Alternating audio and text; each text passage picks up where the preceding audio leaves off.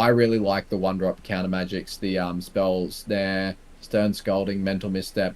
Although you don't have spell pierce, I've just realized. Okay, help me understand this. Why no spell pierce? Outrageous. Hello, and welcome to 7 Point Cast. My name is Liam, and I'm joined here by my co host Mouse. Hey, hey, very excited for this episode. This evening, we'll be speaking to Ittai from Melbourne. Ittai, thanks so much for joining us. Hey, Why don't you, hi. why don't you tell us a little bit about yourself as a 7 Point Highlander player? So the way I got into the format was similar, but also like not the exact same as everyone else.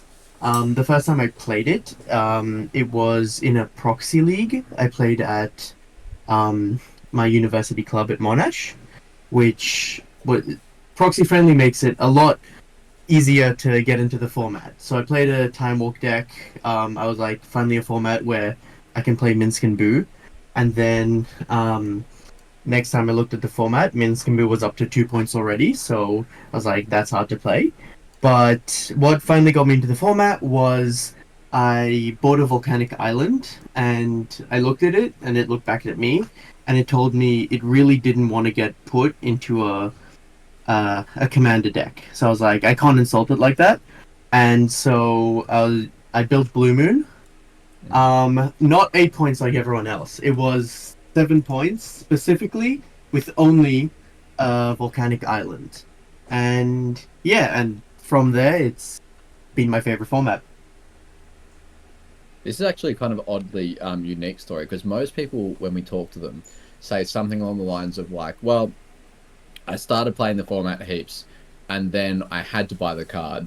Whereas like yours is like I bought the card and the card told me what deck to play. Basically, yeah. It was a format I always felt like priced out of, and then a couple good financial decisions later, I'm very deep into. So yeah, I mean, it is just the best format. it And I, absolutely. yeah, and I am very excited for this conversation in particular because finally I get to talk about control.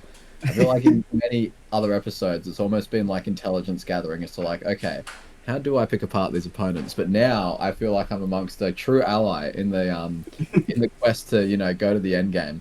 Can I ask, Absolutely. have you like been a long time control mage in general, or is it just like a thing you're kind of on now for 7 Point?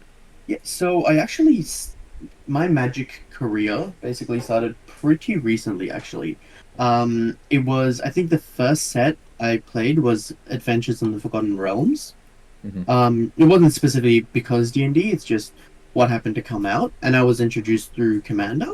But I've always been a bit of a competitive player, and when the RC cycles were first announced, my friend and I were perfect. We have a good competitive outlet to uh, give into Magic kind of thing.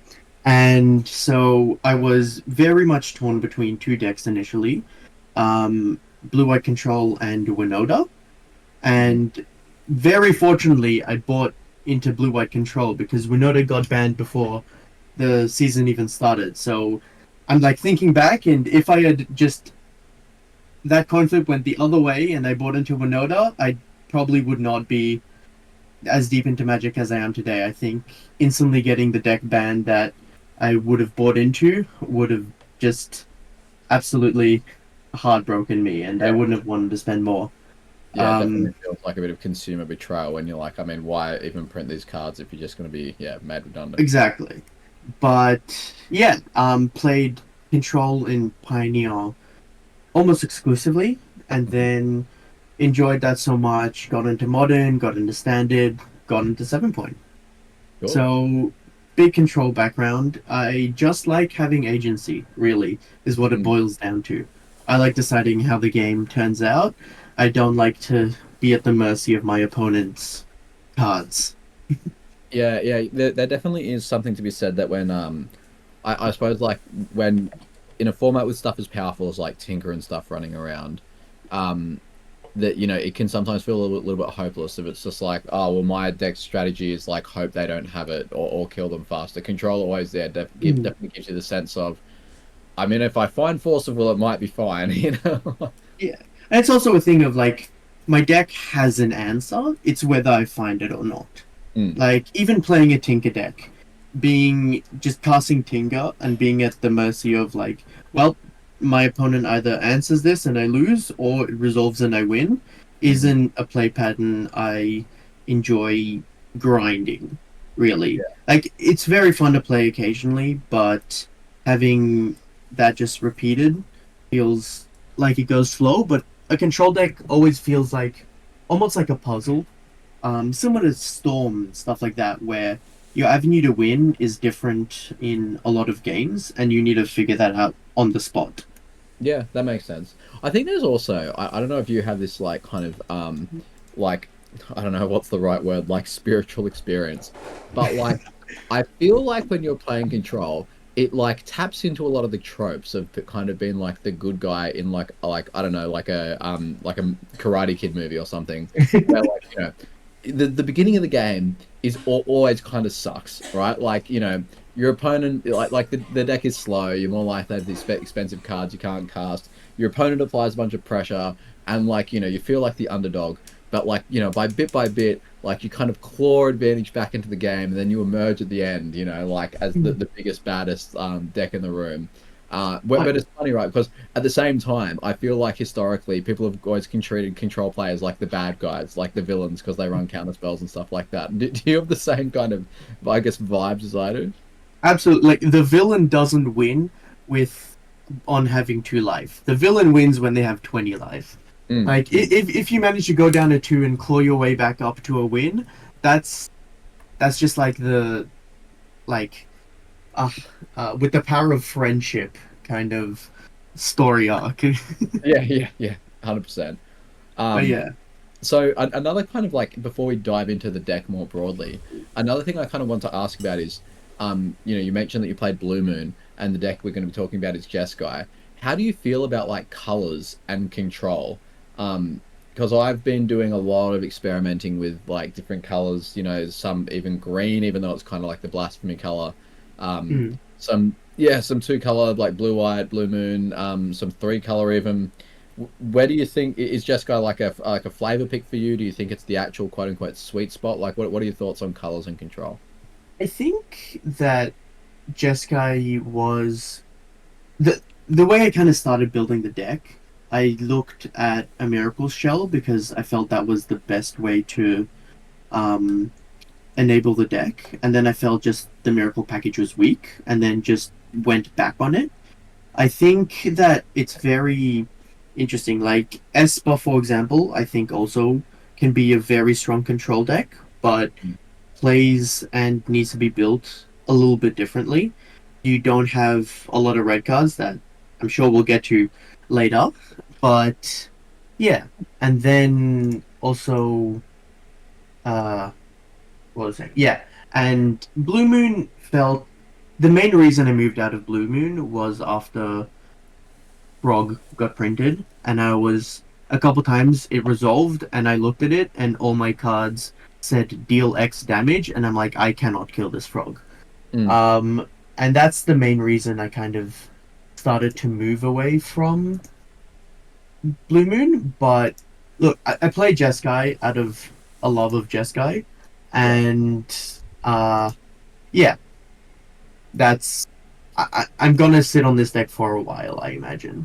Yeah, it's interesting. I actually find, to be honest, that Blue Moon, weirdly enough, is almost better against Frog in some ways. I mean, just maybe not better. Like I don't find the same Frog problem because I find when I run Blue Moon, I should say it from the outset, I think Blue Moon is a much harder deck to play Oh, than absolutely.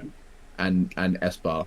Mostly just because like the answers not necessarily to Frog, but to stuff like Choke and like like enchantments and planeswalkers are a lot narrower. But I like kind of the enchantment based ones, like the Unable to Scream and the Flash. What is it called? Is it the new one called Flash Freeze? No, Flash Freeze is the old counter. It's Fresh Start. It's like a one in a blue flash enchantment which gives something -5 nego and loses all abilities. Oh, Yeah, and the Hornlock Whale as well is pretty decent oh, against absolutely. Frogs and Baragwaves. So like I don't know. I find like when you're in white as a color, the games become a lot more forgiving in terms of universality of answers. There are so many more of these things like prismatic ending, March of Otherworldly Light, Leyline Binding, these like kind of catch-alls. Mm, Swords to Plowshares that gets rid of any creature. Whereas like yeah, the lightning bolt and even the unholy heat quickly go out of flavor against even just like a Murktide or a Barragloif. Um, whereas like the blue moon, like you're really only doing it because you get these massive haymakers in the moon effects, like which are essentially 3 mana Armageddons, is what you're hoping they are. yeah. Um, Back to Basics is such a powerful card, but mm, it takes a real cost to play it, kind of yeah, thing. yeah, 100%. And out of interest, like, have you done any tinkering with like four color, like moving into like Jeskai with green or Jeskai with black? So a little bit and not too much. Black, I feel like, and one thing we'll get to in the mana base. I feel like the mana base is so bad, and this is the best the mana base can be almost. Hmm. But splashing just for carpet out of the sideboard is already hard enough, and I feel like going properly into four colors really gives the deck certain weaknesses. I feel like if you want consistency, three feels like the highest number of colors you should be focused on running, kind of Yeah, thing. interesting. Um, so yeah. For me, I think like I think you can run four pretty comfortably, but you just don't get to run cards like Cryptic Command or Invert Polarity anymore. Um, Exactly. yeah, and you really need to almost like kind of choose what your quote unquote second double color is. Like there's no like for the Jeskai list, it's pretty comfortably. It's like I can do triple blue and double white. Um, Mm, but if you want to splash black into it, it means that like that still has to be the case. Like you can't run any cards with two black symbols in them. Like Esper could run Dam, but four color couldn't. mm, Um, and yeah, so I don't know. I think usually I find the mana base okay. I suppose like the other thing as well, right, is that Mystic Sanctuary is like this ever-present benefit. You always feel like you have to be stacking up to 3 islands, and so it's like, oh crap, I can't like I can't be getting like the plateau to make Flage more castable at the same time as getting Mystic, and it can sometimes mhm. feel like a mess. Yeah, exactly. Like, and there's a lot of Cryptic Command, Invert Polarity, Mystic Sanctuary. Those are cards that are really hard to run when you go into that many colors. Yeah. All right. Well, look. Do we want to dive into the first slide on the deck because there are Uh, there are a lot of card choices I'm super interested in quizzing you about because like it's just our control decks at the moment are really far away from each other.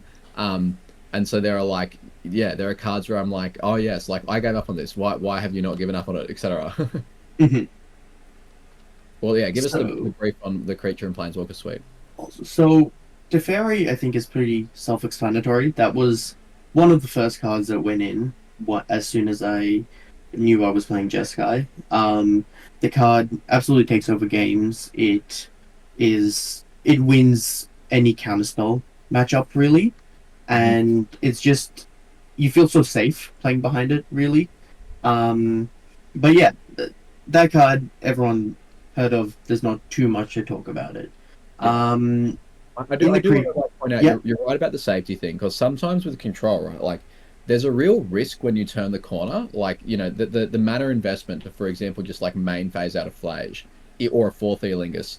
It's the type of thing where like a timely daze or spell pierce can completely ruin your day.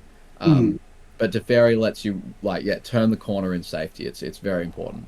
I'm pretty sure I've like physically leaned back in my chair after hearing my opponent say it's resolved. I'm Mm, like, whew, okay, cool. I can slow the game down now, yeah, and it's just a lot of games end up being a protect the Teferi yeah, kind of thing, and it's very hard to kill when you've got counterspell backups and your opponent doesn't. yeah, Basically, 100%. Oh yeah, tell us about the creature suite. awesome. So first of all, the 2 points, Snapcaster Mage and Flage. Hmm. Flage is, I think, probably the weakest point in the deck. But it is very necessary in the sense that there are just decks that cannot beat a Flage. Mm, It's inevitable. Any like low to the ground, Boros, Mardu, any creature-based deck needs to find a way to deal with Flage, and they do not have many. Swords to Plowshares is one of the only ones. Black decks have cards like Emperor of Bones, but again, you can kind of play around that. One absolutely line that I love just doing is Flage with Caracas, where you just cast the Flage, let it deal the damage, and with the sacrifice trigger on the stack, bounce the Flage back to your hand. And I've had games before where I just 4 turns in a row, play a land, Flage, bounce it, say go. And it won for 0 your opponent so many times to the point where they just can't really get back into the game. That's interesting. Does that line come up much? Like, surely that's only good against pure aggro, right? Because, like, essentially what you're describing is like a 4 mana lightning helix with buyback. Yeah. Yeah, like, because like you wouldn't do that against like Grixis, right? Grixis, it's probably not. I haven't yet done it against Grixis. It's more difficult because those games are much closer and both can play at instant speed. But it's mostly a thing that comes up against decks that can only really play at sorcery speed.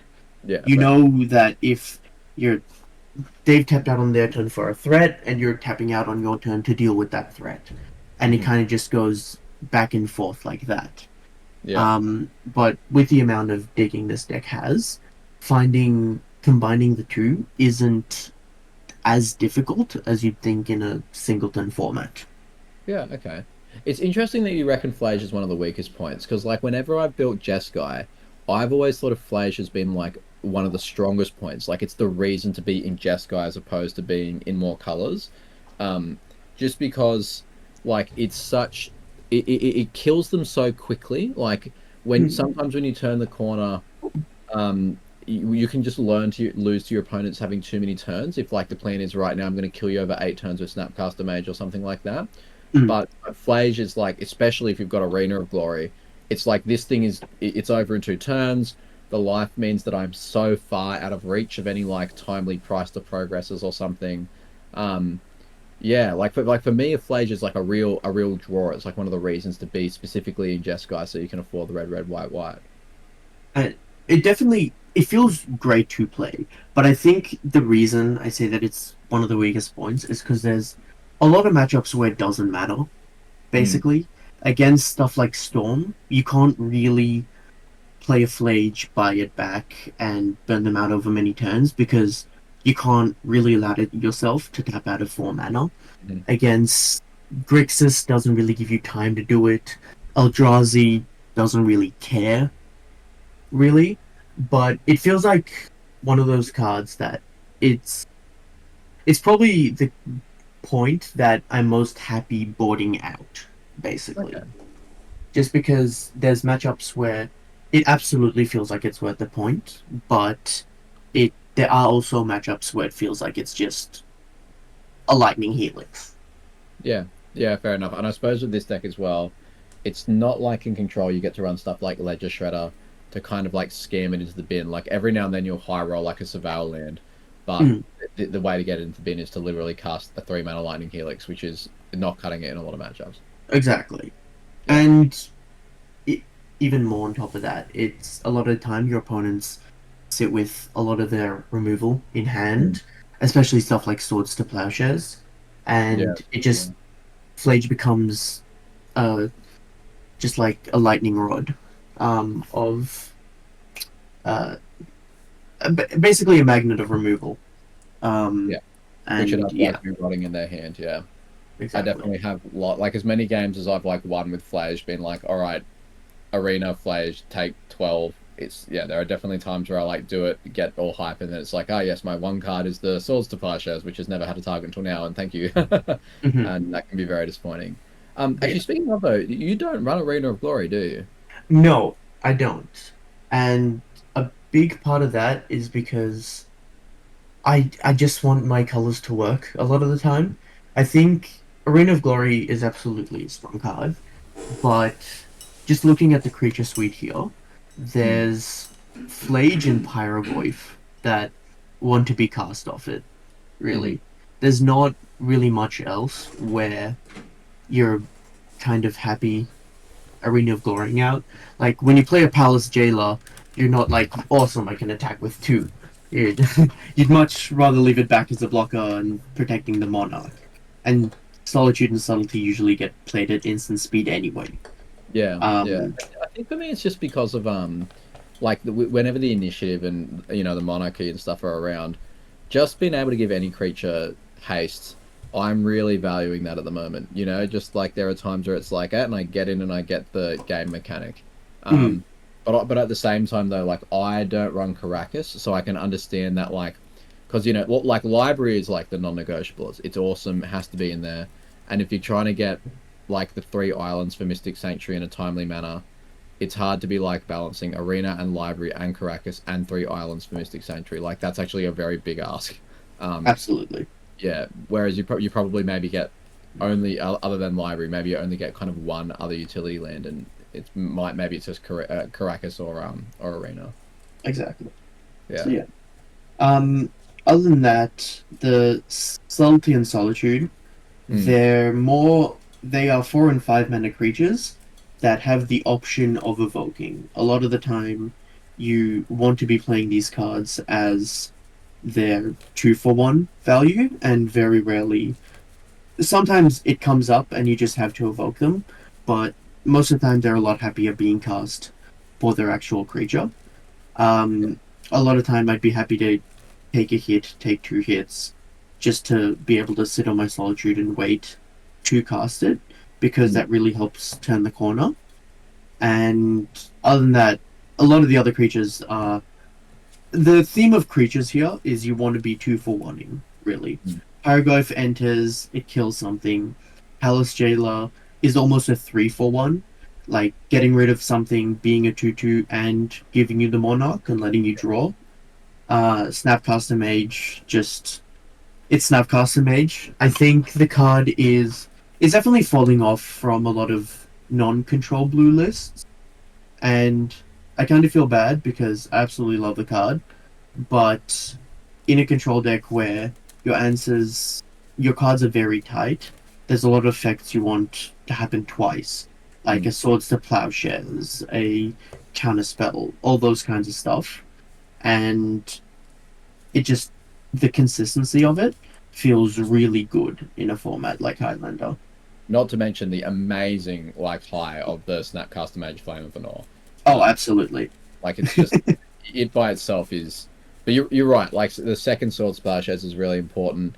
I actually found when I was running like the Blue Moon lists, I found myself in a position where Snapcaster Mage was nearly basically always casting Flame of Venor. It would be like, I'd be like, do I Snapcaster counter this, or do I use my other counter spell? I'm like, no, I'm going to use the other counter spell, because if I get a Flame of Venor, this Snapcaster Mage is just going to win me the game. Like it. Yeah, I think one of the other things which it's interesting, you've reached a kind of similar conclusion to me on the creatures, is that you can't really afford to run quote unquote like kill conditions nowadays. Like, all of the creatures have to have like an attack mode and a defense mode, like Solitude and Subtlety. Yeah, like they are kill conditions, but really you're playing them for the ETB. You're just happy that there's a body attached to it, and that's Snapcaster Mage exactly typifies this, right? Because the Ambush Viper body is awful, right? Like a 2/1 is not good, but if it's attached to kill something or draw a card, it's good enough.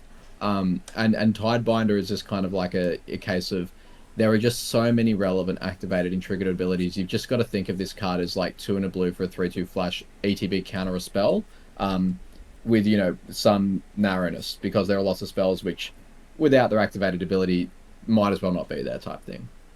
Absolutely. Tidebinder I always had it in the sideboard, but I found myself putting it in to more and more like matchups, to the point where I'm just like, you know what, having another wizard mainboard for Flame of Venor can't be bad. But there's a couple things very relevant with the card. The first is that it stifles fetch lands, and that can really catch an opponent off guard sometimes and make them stumble. In just empty boards, essentially, sometimes I just like playing it out and seeing my opponent kind of like be taken aback that their 4th land has been stifled, and it can really make opponents stumble when they have a very specific mana curve planned out in their head. Also, one of the after so this list I played at Mana Clash, both in the main event and the teams event, and Ugin was recently printed, and even though Planar Nexus got pointed, I felt like there's always the players that love Eldrazi, and there'll be a lot of players who want to play with new Ugin.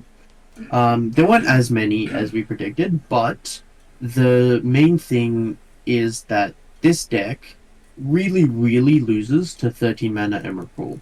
Yeah. And having a Tidebinder as a main deck way to answer has absolutely been worth it.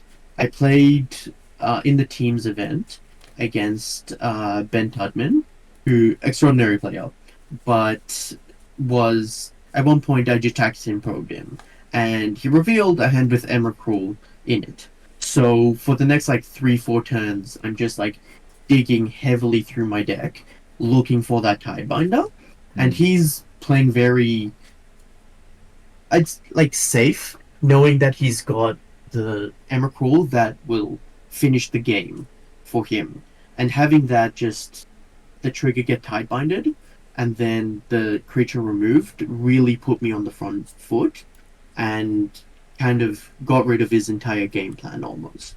Yeah. Honestly, it kind of makes me feel like it might be time to like dust off the old Stifle, hey, because like there have got to be games where like Snapcaster mate, like Stifle, Tidebinder, Snapcaster Stifle, like, you know, where that can just get away with it. It's just if we hit the critical mass of you know, like I guess targets which don't put the deck too far behind. But let's not turn this into a Stifle conversation. I do actually want to like point out one thing I found with Tidebinder as well is if you know you're saying your opponent's got a mana curve planned out in their head, I've found the biggest tell is if your opponent ever like skips a turn, like doesn't play anything, and this actually happens a surprising amount of the time I've found in the format, just because of like the singleton nature of it. Sometimes the hand's curve, it just doesn't work out, or they've mulled to 6 and it's like, well, this is better than an average 5, and they have to keep something where like the 3-drop is missing or the 2-drop is missing. If that ever happens, it is absolutely time to Tidebinder the next fetch you see. It's just the most it's the most likely to produce a really good outcome. And it's the same for if you don't run this card, and I haven't in a while, but I quite like Fire Ice in some builds, and it's the same thing. Like if they ever miss a spell, like you ice the land the next upkeep because you're probably time walking. And it's I like that. In my head I'm like, I've considered these builds where I'm like, maybe what I really want to do is go into like Stifle, Snapcaster, Ice, Tidebinder, and really just go all into these kind of like stumble effects. They Tidebinder in line, it also just feels good. Kind of thing. But yeah. So moving on to the sorceries. Most of these are just your average control pieces. But Stock Up, just because it's a new printing, feels absolutely incredible. It's your 0-point dig through time, which, especially when you're playing with Teferi out, playing it at instant speed, really like, as you pick up the 5 cards, you can really see the opponent start to lose hope some of the time. And just, the deck has a lot of card advantage. And any efficient piece of card advantage just feels amazing in this deck. And Stock Up's just a new card that a lot of decks have been running, but absolutely is a staple in this kind of strategy. Supreme Verdict. I'm currently on 1 sweeper because it feels like there's a kind of a maximum amount of board states that actually want a sweeper. A lot of the times I feel like I'd much rather be drawing a Palace Jailer or Pyrogoyphs, which 1-for-1's my opponent and leaves me with a body. There's not a lot of situations where a board state goes so out of control that you need a sweeper. But there definitely like are some. Yeah. And yeah, and then fourth Aerolingus is your favorite and most consistent win condition. The card is absolutely ridiculous in this kind of build. Um, Specifically in this kind of build because I don't want to get pointed. Uh, Yeah. but yeah, the card just being able to control, and then eventually tap 7, swing for 10, and get the monarchy feels like incredible. Yeah. And is amazing at closing out games and turning the corner when you really need to. And I feel like this is the real reason to be in Jeskai over something like Esper, having just the one card win condition that asks very little of you, really. Mm. And notably Yeah. as well, doesn't suffer from the like gets blown out by the removal spell, which is like rotting in their hand type thing. Exactly. It's Like, interesting. I'm currently not on fourth. It's like the closest thing to a pure win condition you can get. And at Mana Clash, I even like the midnight sorry the like 9 p.m. deck registration thing really mucked up my process a bit. But what I did is I registered Ragavan, changed my mind and wanted to do fourth, but I couldn't like I'd have to accept a game loss to get it to happen. So I just ran with Ragavan, but I made a real effort to like think to myself, well, what if this was fourth the whole time? And I can't like the thing which I like don't like so much about fourth and control is that it really only does quote unquote turn on at those higher mana costs. And at that stage, I'm like, could I just be running like 5 fairy or something instead? Whereas I do like how cards like Ragavan and Tamio, you can just put them down turn one. Sometimes you will have like Force or Subtlety or Force of Negation backup, and they can kind of just run away with the game early, but they can also do that late. Like, you know, if both players have got no cards in hand, and you lay down like Ragavan or Tamio, it is enough to start clawing back. The only thing though is that of course you don't get that same kind of like fireball effect of just like ending the game very quickly. mm. I think it's just different ways of building control, of being more like proactive and Mm. trying to fight for the board compared to really being more reliant on your spells. I Mm. think that both are very strong ways to build it. It's just kind of like, oh, what's your play style? Yeah. Because Tamio is very much wants to be in this deck. Absolutely. But fourth, I found that a lot of times it shines the most in the high mana costs, Hmm. but there's been a decent amount of games where even on turn 3, if the board is empty, I'm just casting fourth to make 1 token and hit my opponent and just get the monarch on the board. And then Yeah. my opponent just has to, they don't have the option to like wait for build a couple threats in hand that are hard to answer. They have to get a threat down fast and just are kind of forced to play into removal into counter spells. Yeah, and this is where And like, cards like Palace Jailer really shine, right? Because your opponent can invest like bad trades and stuff to try and get the monarch back, and then Palace Jailer is like, whoops, it's mine again. mm, Yeah. Have you ever played with it's the 3 mana one, Fall from Favor, the enchantment which taps their dude down as long as you have the monarch?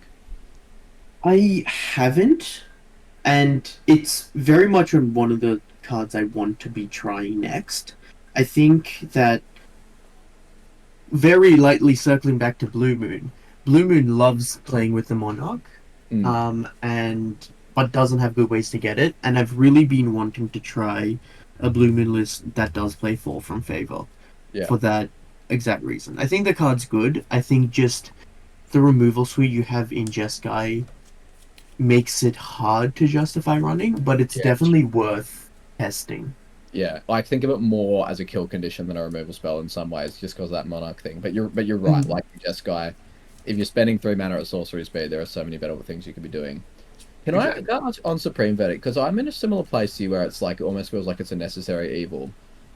I'm I've been tempted to almost like really put on my retro control hat and run stuff like Wall of Omens again, just because like in Highlander, there's this very awkward thing which occurs where um a lot of decks only need one threat on the board to start winning. Like, Supreme Verdict shines when there is like an overcommittal to the board. And, it's like, oh, I have all of these like elves which work together, or, I've built this wide board state to outmuscle your wide board state. But control never really, I feel it never really forces the issue like that. It's very rare that you've got like opposing board states. And I have been more and more questioning whether this card has a place outside really particular matchups, or if it's just like a necessary evil safety valve, or whether the deck should be interested in running stuff like Wall of Omens, just like value creatures which sit on the board and say, you're going to have to commit at least one more thing here so that Supreme Verdict really picks up in card advantage. Like, have you had any thoughts about that, or how to make it better, or is it just like one of those things where it's like you just have to run it because sometimes you need can't be counted, kill everything? So, like, that's the exact train of thought that led up to me cutting Terminus, was just, you don't want this effect that much. Supreme Verdict stayed because it's also very easy to pitch. It's both blue and a white card, and the way the deck is built, it kind of forces your opponent to, if they try playing one spell per turn or one creature per turn, it's like, cool, your first one gets Flaged, then the next one gets Counterspell, then Pyroglyph, then Solitude, and you end up with a body and being ahead on board in a state where you can just protect it with counterspells. But whenever your opponent manages to break parity on this is when Supreme Verdict really shines. Your 1-for-1s are very efficient in this deck, and so if your opponent is trying to play very reserved, it ends up being that they just can't really beat it once you get to 3 or 4 mana. And usually at that turn, you're not really behind. Okay, yeah, that makes sense. I do like the kind of subtle synergy between, like, the Palace Jailer type cards, because you don't really care if it's on the board. But it does maybe ask your opponent to commit a little bit more. That actually is like kind of nice synergy. The way to beat a Palace Jailer is to get a wide board to take back the Monarch, and that's when you can just hit a Supreme Verdict, and your opponent needs at least 2 more turns to be able to attack into you, and is just not feeling great. Yeah. There's also, I guess, like also subtle synergy between like Supreme Verdict and Fourth Earlingus, because it's like on turn 4, it's like, here's Supreme Verdict, blow up everything. What can you assemble on your turn 4 or 5? And it's probably not better than like 3 or 4 fourth tokens, where it's like 1 gets you, 1 dies on the block, and 1 blocks to keep the Monarch back behind and stuff. Probably not. Do we want to flick over to the sorceries? To the instants. Here's where I think we have like the most like difference in tasty choices. I'm really curious about some of these cards. The obvious ones we agree on, like Galvanic Discharge, Lightning Bolt, Sword Supply Shares.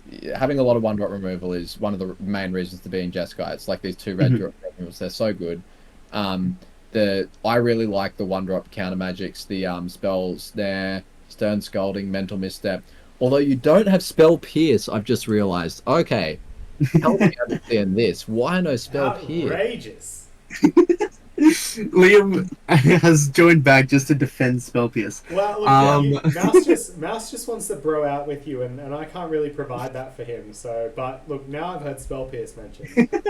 Yeah, Liam, you're the resident, prowess / lands player. Tell us about all of these crazy 1-drops or 2-drops, Corey Steelcutter, which really, they need to be pierced for justice to be preserved. It just, you know what it is Fastbond can't go back to 1 until Spell Pierce and Mental Misstep are at 1. Right. It's really kind of like the way... I think it's a little bit personal, but I think my own philosophy makes sense for it, where Spell Pierce feels like a very proactive card, not a reactive one. Like, Spell Pierce feels really good when you're playing a Tameo and then holding up the Spell Pierce to defend it. But if I'm on turn 1, kind of like holding up something, I don't like it when Spell Pierce is my answer and my opponent plays a creature. I want... Because stuff like Spell Snare and Stern Scalding, I think incredibly strong and very well positioned currently. So many decks run so many targets for Stun Scalding.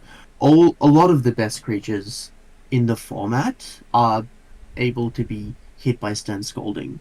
Like, especially the non-pointed ones, stuff like Emperor of Bones, Yeah. Baleful Strix, both which also get hit by Spell Snare. But a lot of just there's a lot of cards that you don't realize get hit by Stern Scalding until you play Stern Scalding, really. Yeah. Bombardiers, Um, wrists. yeah, Grist feels very fun to hit with Stern Scalding, where your opponent does a double take, and remember it's a 1/1 insect on the stack. But and also the main reason is because Spell Pierce does fall off pretty hard as you go later and later into the game. Well, these two don't. If Yeah. your opponent later into the game draws a Spell Pierce target, they're gonna resolve it through the Spell Pierce, but they're not gonna be able to resolve it through the Stern Scalding or Spell Snare. One also like very absent card from here is Daze, Yeah. which funnily enough in the team's event we top forward and the three decks we were running were Blue Moon, Esper Control, and Jeskai Control, and we called our team definitely no Daze.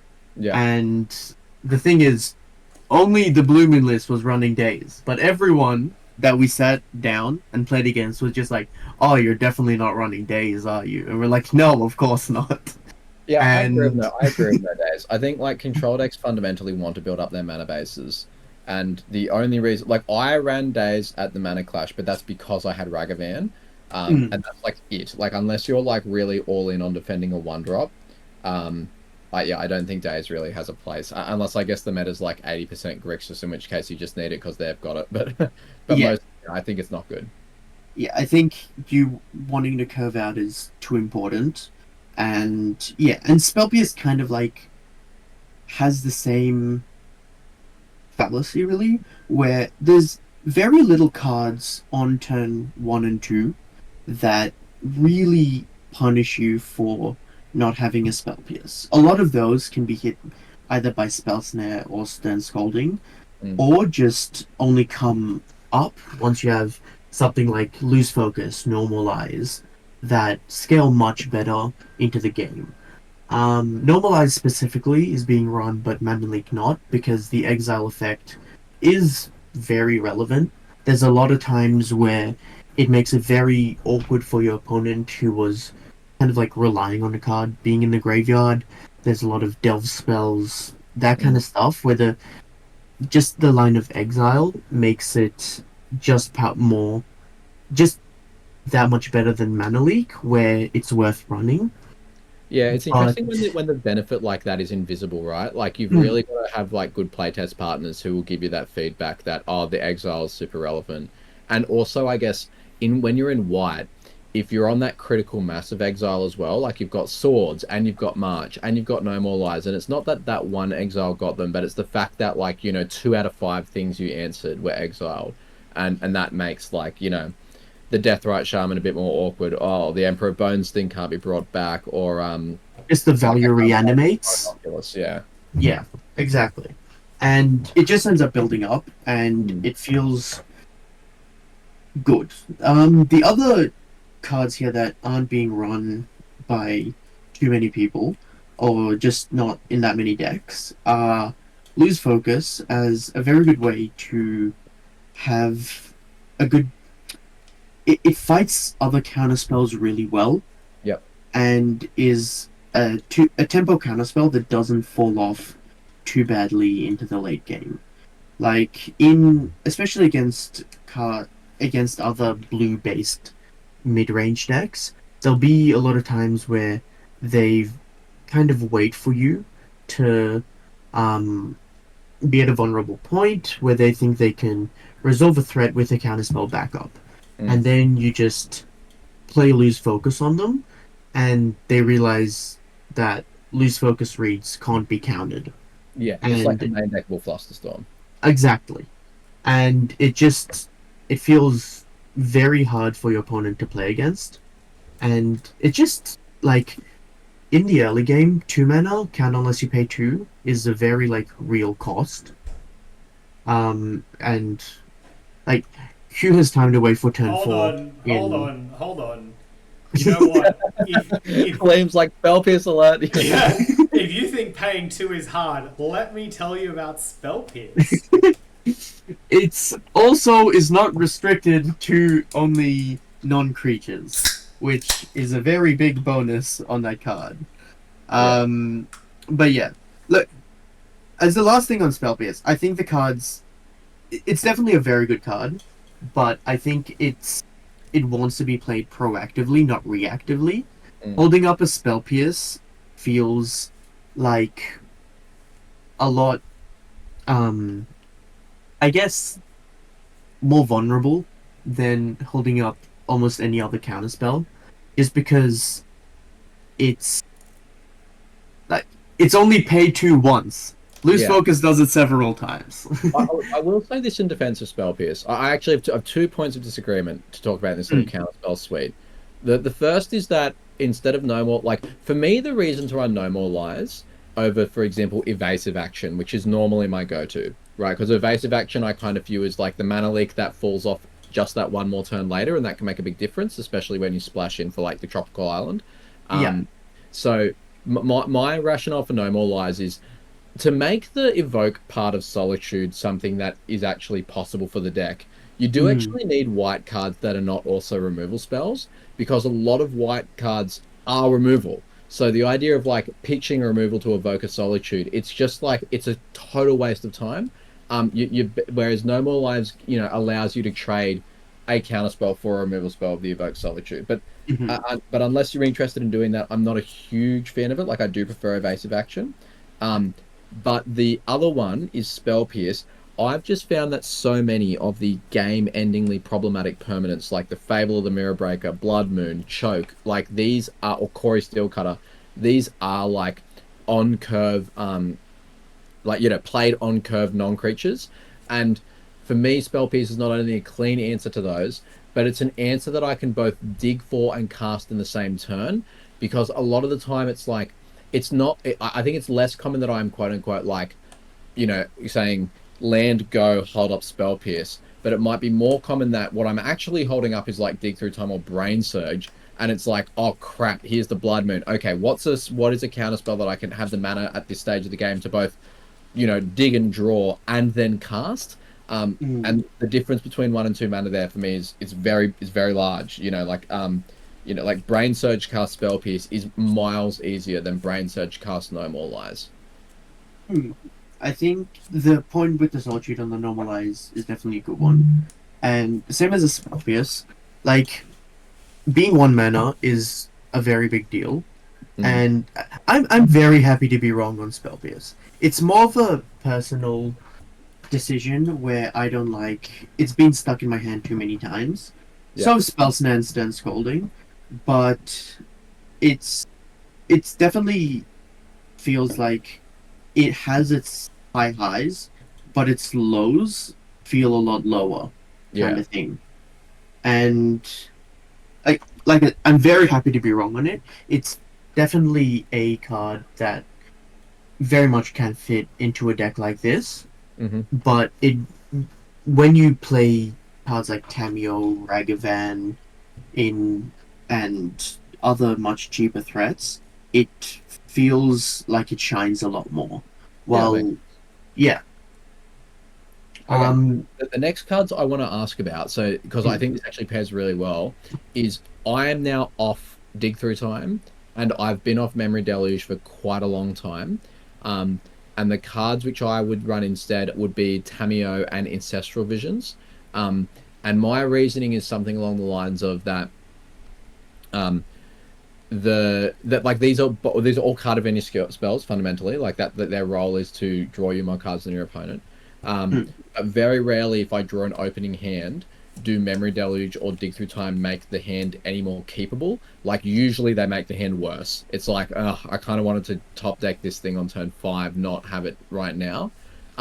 Whereas Tameo and Ancestral Visions, I feel like make the hand way more capable. It's like, okay, Ancestral Vision's like great. I just lay it's kind of like a library which starts working 3 turns later. It's like I just lay this down turn one, and now my game plan is set. I just need to interact for 3 turns or 4 turns until I feel like I'm gonna win. Whereas yeah, Tamio obviously it's like higher highs, lower lows. Why do you favor, I guess, the kind of more patience approach of going for these like I guess these cards would have much higher floors, like they are more likely to do the thing they are supposed to do, but are less spiky, I suppose. So the really memory deluge is fighting with Ancestral and Dig with Tamio, just Yeah. because of the way the points work. And Mhm. Dig and Tamio are two very, very close cards. I think both can either or is correct. I don't think there's one that's necessarily that much stronger than the other. Tamio can steal games and is definitely stronger in an opening hand. The reason I've opted for Dig Through Time, which also is not super free, it does contest with Flage a lot Mhm. of the time. Yeah, Um, cool. Yeah. but they're just looking at 7. Look, I was also excited at it getting depointed, and part of the reason I've been trying this card more was because I Tamio got pointed, and I didn't want to just cut Tamio. I was just like stubbornly, I'm going to get some benefit out of these depointings. I'm going to run Dig. Yeah. Um, Oh, and I did the same thing. Like I ran Dig and Ragavan for the same reason. I'm like, oh, these cards got depointed. Like, yeah, let's try them out. Let's see how it goes. and Dig feels very good. It's Mm, also the thing of you can bring it back with Snapcaster Mage. I've put it back on top with Mystic Sanctuary many times, mm, and it's digging 7 feels like a demonic tutor half the time. yeah. Like really, you're not looking for a specific card. You're looking for a removal spell or a counter spell, and those are easy to find when you're looking at 7 cards. Yeah, I Um, find like the most frequent sequencing I do with dig would be like I'm gonna dig for the interaction spell which I need depending on the board state and a blue fetch land so that I can get Mystic Sanctuary, put dig on top, and do it again. mhm. Just, like, progress and that way like like now find what I need next and it just it provides such a like a neat sequence of cards where it does everything control wants to do. It's like a 2 for 1. I expand the mana base. I get another 2 for 1, and I get to kind of like select what I need depending on the board state. And a main thing with it is that it's a stronger top deck late game than Tamio. Hmm. Um, Tamio is definitely much stronger early, but it also suffers from the issue we talked with Flage, where it's a magnet for removal. Your Yeah. opponent's like, finally, my bolt has a target. And occasionally, when you draw your card advantage spell, a lot of the time, that's the way you turn the corner. Like, Hmm. you're both on not that many cards, you play your card advantage spell, you find exactly what you need, and you're good. While Tamio still needs you to have a way to protect her in hand some of the time. Do you And it think there's any merit? feels Do you think there's any merit to like, for example, saying you run Tamio because it makes them keep the bolts in, like, or they take them out because they think they're playing control deck, but then suddenly like turn on Tamio, like, do you know what I mean? It's like I have to keep these quote unquote bad against control cards just to like respect the threat. I think that a lot of the time decks, like a lot of my opponent, they kind of know that they never bought out all their removal. They just bought Yeah. out the less efficient removal. Hmm. So even being a control deck, you keep in your swords to plowshares, you'd keep in your snuff outs, those kind of cards. Yeah. You're really efficient removal, and you just get to take the less efficient removal out of your deck. One Yeah. big thing about Tamio, though, is it is another wizard for Flame of Anor, and it is Hmm. a big green flag in my books. Yeah. Um, and yeah, but it's definitely close. As for Memory Deluge and Ancestral, I the thing that killed it for me is that unless you're playing it on turn 1 and not getting punished for immediately tapping out on turn 1, it is really, really slow. Drawing it on turn 5 or 6, like, you don't need if you're already at turn 5 or 6, you don't need 3 more cards on turn like 8 or 9. Mm. Like or whatever, however the math checks out for it, because it just feels like it it's something I'd want to cast immediately, and it doesn't do that. Like it asks you survive 3 more turns and then you've really won the game. But usually what the card advantage spell helps you do is survive those 3 turns. And if you fall behind in those 3 turns and then draw the 3 cards, you're still in a state where you need to use your resources to fight for the board, and then you're just there waiting for another card advantage spell. Yeah, look, I think I still disagree. I mean, my experience has been that memory deluge, like you are way more likely to be punished for tapping out for like 4 or 7 than you are to be tapping out for 1 on turn 1. Like turn one's got to be like this, just the safest turn, because the threats which can be deployed are much easier to like catch up with removal, whereas in the later turns there are lots of threats which require counter magic, and that requires mana. Whereas, like, I've almost toyed with like playing with Sphinx's Revelation, like over Memory Deluge, because I'm like, if I've got 7 mana, like, give me the 4 life, you know what I mean? Yeah, but I do get it. Like, I like there are it can be frustrating when you're in top deck war and Visions comes down, but I would say I think there are times where that works out surprisingly well. Like, it looks really bad. It's like, oh, here's Ancestral Visions. This isn't good for 3 turns. But if you're both in top deck mode, sometimes they just top deck a land or two, and actually the visions is amazing. It's just like the turns don't feel like there's very many of them when it's like draw. Here's a thing, like here's the top deck like, removal spell I got for it. Go. Like they don't feel like long turns, but they are still turns. And yeah, I don't know, but there probably is like visions is always like one of the most marginal cards, but I do think it is a little bit underrated at the moment. Yeah, I think also the way this deck specifically works, it's a lot more instant speed Mm. and wants to stay that way. Like, if if you want to flick back just to the previous slide really quick, Yeah. the curve really tops out very low for sorcery speed kind of threats. You have Teferi, which Teferi, Palace Jailer, Pyrogoyf, all and Flage really all come down, immediately impact the board, and have a proactive plan. You're like you are tapping out on sorcery speed, but you're doing it in a way which your opponent has to immediately answer. Right? The only card that doesn't do that immediately is Stock Up.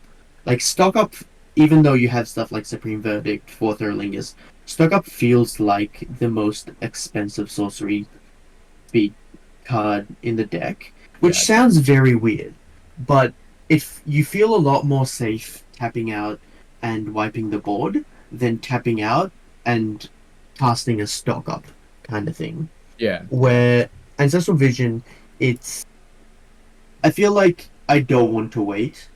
But yeah, Memory Deluge feel like it just lets you hold up your counter spells, and then if your opponent doesn't do anything too important, you get to cast a Memory Deluge. And also it plays very well with Cryptic Command. Alrighty. We're running a little bit short on time. So I did have like questions about invert and sink into stupor, but I think there are 2 cards which are probably worth talking about. One is I think you're right on about Cryptic Command. I've been really underrating this card for a long time. Do you want to quickly explain like the Cryptic Command Mystic Sanctuary interaction, particularly when you've got the Monarch, and how this is like almost like a one card plan? Of course. Just so they're not completely glossed over, Invert Polarity is a cancel, but it also says win the game on the other side of it. And I'm willing to pay 1 more mana to occasionally just win the game. Yeah. And Sink into Stupor is basically I want to run an Otawara, but I don't want to be sacrificing Mystic Sanctuary too much, essentially. And it's pitchable. Force, like Exactly. But yeah, so Cryptic Command, how it works, you cast a Cryptic Command, you counter your opponent's first spell, you draw a card. Then you play a Mystic Sanctuary, and Mystic Sanctuary puts Cryptic Command back on top, and then you pass it your turn, it goes back to you, you draw Cryptic Command, and on the next turn, you counter your opponent's spell and bounce Mystic Sanctuary. Then, when it's your turn, you play Mystic Sanctuary, put Cryptic Command back on top. And this loop means that every second turn, like one turn, you're drawing off the top of your library, and one turn, you're drawing a Cryptic Command. And it really forces your opponent to find a way to beat it really quickly, because you have a counter spell as every other card you're drawing, and that's and on the other turns you can play more card advantage, more threats, anything you'd like. But when you have the Monarch, it means this loop is happening every single turn. You cast a Cryptic, you bounce it, and then play Mystic, put it on top, and then in your end step, you're redrawing the Cryptic Command with the Monarch to hold it up again for the next turn. And if your opponent doesn't do anything, you can just draw a card and bounce Mystic Sanctuary, and you've just had an extra card gained. Yeah. It's amazing. Honestly, I found it's so oppressive. Like it's not like oppressive for the format, but when it starts happening, it's so quickly game ending. And I really like as well how it doesn't matter which order you draw the command or the Mystic Sanctuary. Like, you know, you could have the Mystic Sanctuary on board, top deck the Cryptic Command. It's like, oh great, I'll just bounce the Sanctuary on the first go, and it really asks. It asks your opponent to double spell. It asks your opponents to play at instant speed when they might not have the capacity to. Like it asks a lot of your opponents very quickly. It also really, like, I find myself playing for that condition a lot. I'll intentionally not fetch up a Mystic Sanctuary if my Cryptic Command's in the bin and I need something else. I'll really try to find my way around not cutting myself out of that loop, basically. And one thing that you can also do is just when you know that your opponent's low and that you have a fourth Erling or something like that, which you can just swing in with the following turn, it's really easy to just tap all your opponent's creatures on their end step, and they won't have a way to stop your fireball, essentially. Yeah, it can be like a repeatable fog as well, you know, if you really need that. Exactly. And it's just such a versatile card, and 4 mana is worth the effect. But yeah. The last card, which I think we have time to talk about, you wanted to talk about the One Ring. Do you want to give us a quick 2-minute thesis on it, and then Lime will wrap up with some, what do you call it, quick questions? Yes, so absolutely. The main thing, the reason I want to talk about the One Ring, is because of Library of Alexandria. I know a lot of people who have the duels, but not the library, and the One Ring can absolutely replace library. It might even be better. The main difference is that it's a lot easier to interact with, but once it's cast, it draws so many cards that it lets you just go miles and miles ahead. A lot of people have played against it in Modern. It closes out the game very fast, and you have a lot of ways to stop it from killing you. You can Tidebinder the trigger if you really need, but you have Teferi to bounce it, Cryptic Command can bounce it, Flage can help you out heal it, and if you're playing One Ring, cards like Triumph of St. Catherine also get a lot better, both for the life gain, and you have a way to always draw on your opponent's turn to miracle it in. And that really, I wanted to present it as if the deck is something that appeals to you and you want to try it out, try adding a spell pierce to it even. A really good way to do that in a more budget-friendly way is playing the Ring instead of a library, which is a pretty hard card to get. Yeah, I agree. I think actually it's a good alternative. And you know, if you're on like Triumphs or more jewels, you could run Leyline Binding as well as another removal spell that also can get your Ring in a pinch.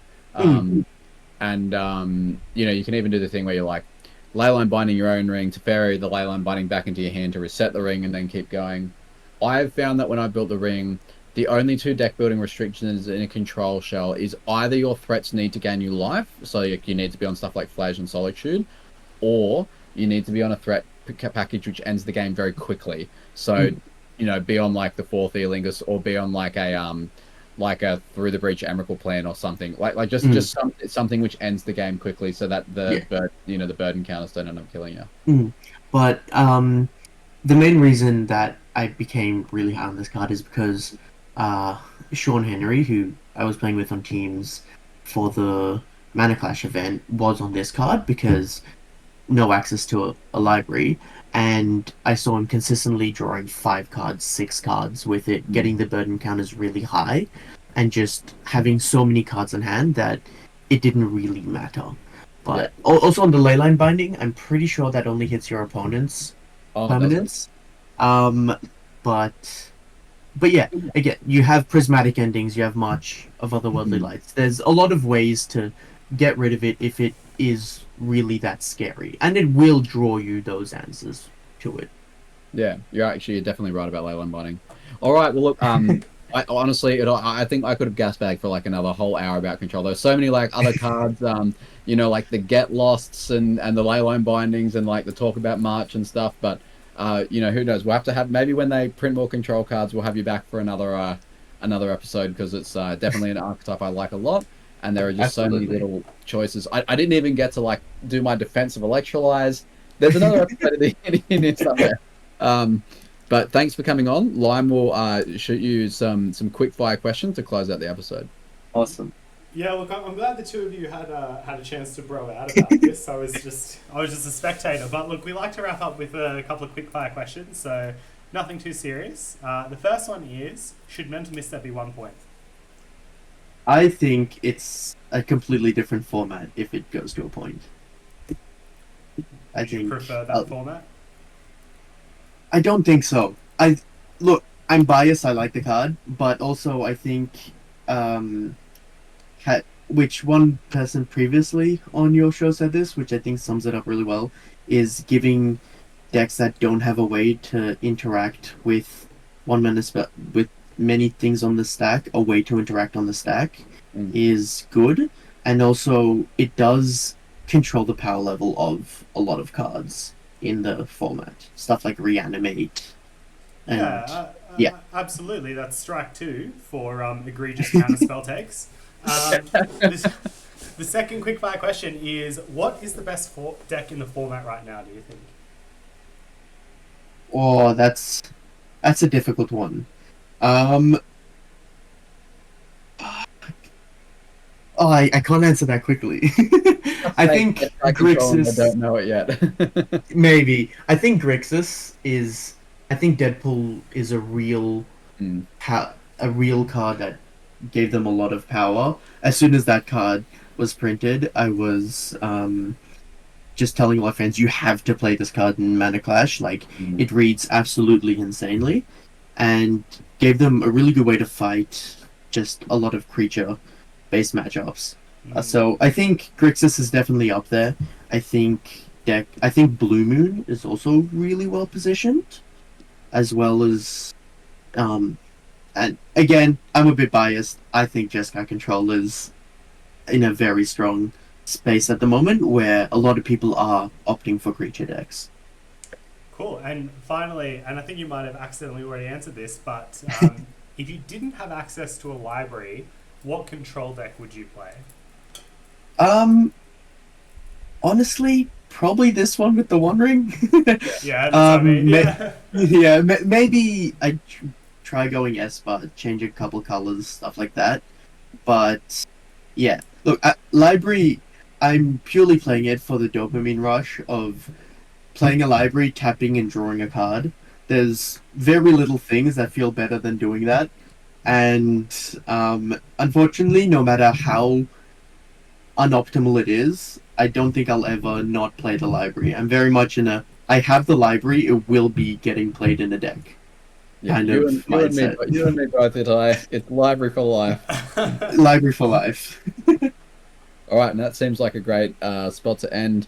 Thanks again, Ittai, for coming on. Guys, if you're listening, please throw us a subscribe or follow or whatever the relevant button is on YouTube and Spotify. And if you've got a deck or archetype of interest, one which you're passionate about, one that you've got some experience playing or have had some success with, please shoot Lime and I a message. We're always looking for new guests, and we'd like to have you on 7 Point Cast.